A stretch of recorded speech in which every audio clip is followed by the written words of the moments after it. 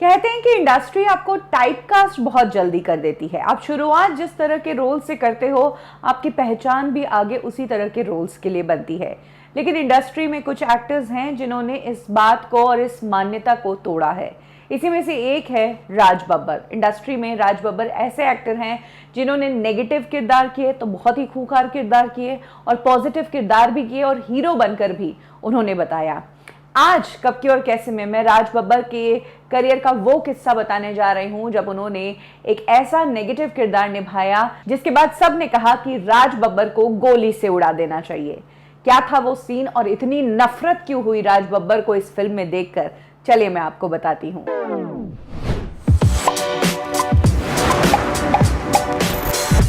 ये बात है 1980 की। राज बब्बर ने बी.आर. चोपड़ा की एक फिल्म में काम किया था। फिल्म में जीनत अमान और पद्मिनी कोल्हापुरी दोनों लीड एक्ट्रेस के रूप में काम कर रही थी। वहीं राज बब्बर फिल्म में लीड एक्टर थे।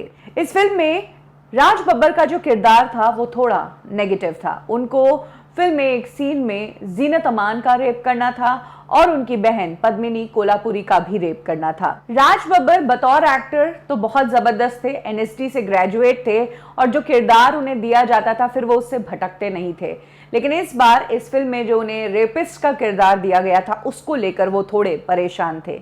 इसके पीछे कारण ये था कि जीनत अमान टॉप की एक्ट्रेस थी और काफी पॉपुलर थी, लोग उन्हें बहुत पसंद करते थे। राज बब्बर को न सिर्फ जीनत अमान के साथ रेप सीन करना था बल्कि उस सीन से पहले उन्हें जीनत अमान को पीटना भी था, और उनका ये मानना था कि अगर इस कदर में इतना खूंखार हो जाऊंगा तो आगे जाकर लोग मुझे पॉजिटिव रोल्स में कभी एक्सेप्ट ही नहीं करेंगे और मैं हमेशा के लिए नेगेटिव ही बना रहूंगा।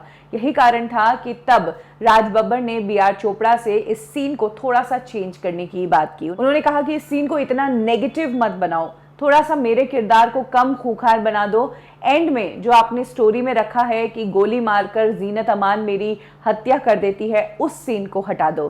तो इस पर बी.आर. चोपड़ा, जो कि अपनी कहानी को लेकर काफी श्योर थे, उन्हें ऑडियंस की नर्व्स पर पकड़ थी, उन्हें पता था कि क्या चीज ऑडियंस को हिट करेगी और किस सीन को उन्हें किस तरीके से जस्टिफाई करना है। एक बेहतरीन फिल्म मेकर थे, इसीलिए तब उन्होंने राज बब्बर की इस डिमांड को मानने से मना कर दिया। कुछ ही समय में ये बात जीनत अमान तक भी पहुंची, तो जीनत अमान ने राज बब्बर से इस सीन के बारे में डिस्कस किया।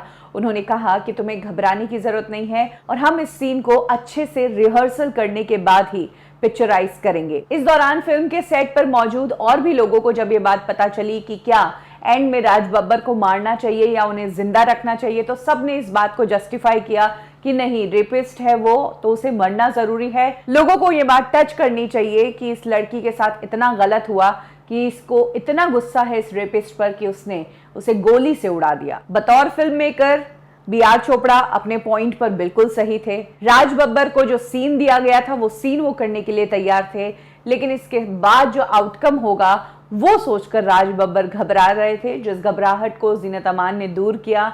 इस सीन को काफी रिहर्सल करने के बाद राज बब्बर ने सीन को शूट किया। पहले उन्हें जीनत अमान को मारना था। राज बब्बर के दिमाग में बार बार आ रहा था कि जीनत को थोड़ा सॉफ्टली मारूं, इतना खूंखार तरीके से नहीं मारूं।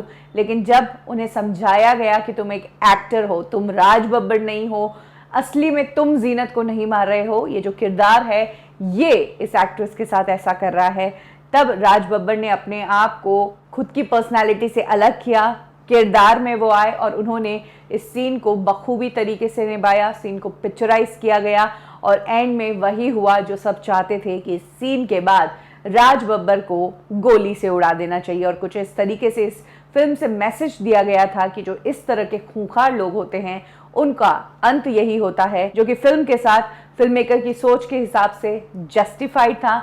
नो डाउट इस सीन के बाद राज बब्बर से काफी नफरत की गई, लेकिन बतौर एक्टर उनकी तारीफ भी बहुत हुई। आगे जाकर राज बब्बर ने इंडस्ट्री की काफी बड़ी फिल्मों में काम किया और उन्हें अपने काम के लिए हमेशा तारीफ ही मिली है।